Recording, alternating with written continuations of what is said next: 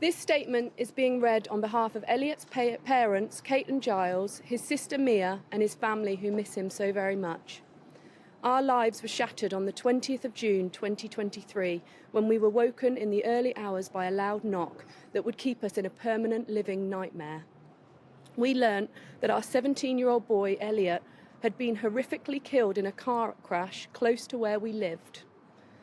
We have been sucked into a world of grief, sadness and pain that we still cannot begin to process. As cliché as it sounds, there are no words in the English language that could possibly describe the life we now live without Elliot in it. The devastating crash that took place that night was so easily preventable. If Tom Johnson had not made the reckless decision to drive in such a dangerous way and kill our boys. Elliot suffered such significant injuries we were not able to see him. As his family, we feel a physical longing and pain that we never got to hold Elliot and say our goodbyes.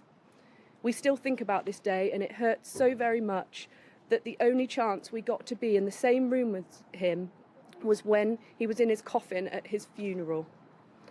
Almost 18 months to the day that Elliot, Ethan and Daniel were killed, we are united by grief with the other families to see the person responsible for their deaths face his sentencing. No sentence could ever be long enough to recognise the value of Elliot, Ethan's or Daniel's lives. The driver that caused 3 young deaths by his dangerous driving, his sentence will hopefully deter others from behaving in this way. We, however, will all continue to serve the life sentence of not having Elliot and the other boys in our lives.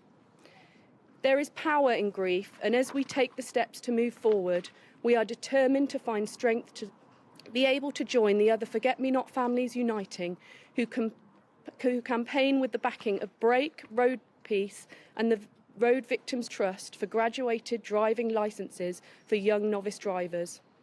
As Elliot's family, we will look to seek support from Thames Valley Police Crime Commissioner and local MPs to encourage their support in this campaign. There is overwhelming evidence that these licences will save lives. Lives like Elliot, Ethan and Daniel, who were killed at the hands of a young, inexperienced, reckless driver. We would like to thank Thames Valley Police for their thorough investigation and support, particularly over the last few months. Thank you.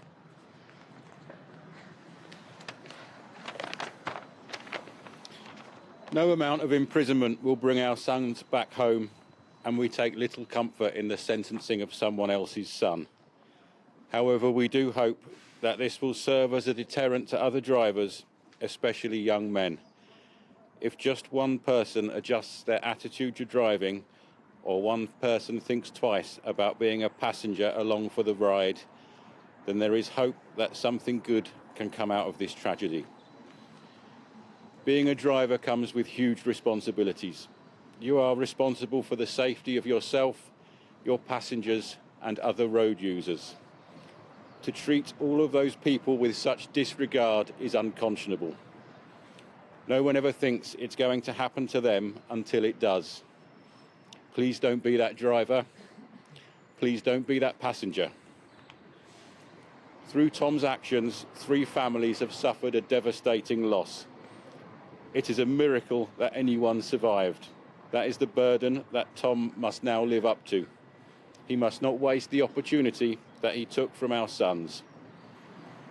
We would like to sincerely thank the witnesses who called 999, all the emergency services who attended the scene, and everyone involved in the investigation. We would like to thank the friends of all the boys who have shown such love for them, and the communities around us that have shown us kindness and support.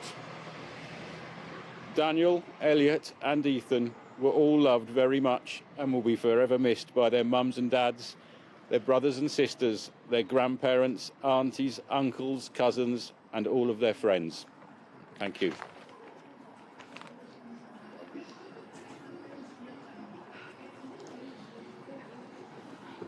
Good afternoon, I'm Tony Jenkins, the Senior Investigating Officer in this tragic case.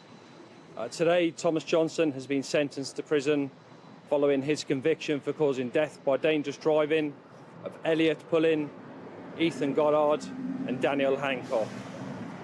This was without doubt one of the most catastrophic and tragic collisions I have investigated. The speeds at which Johnson was driving were staggering, particularly given the road he was driving on.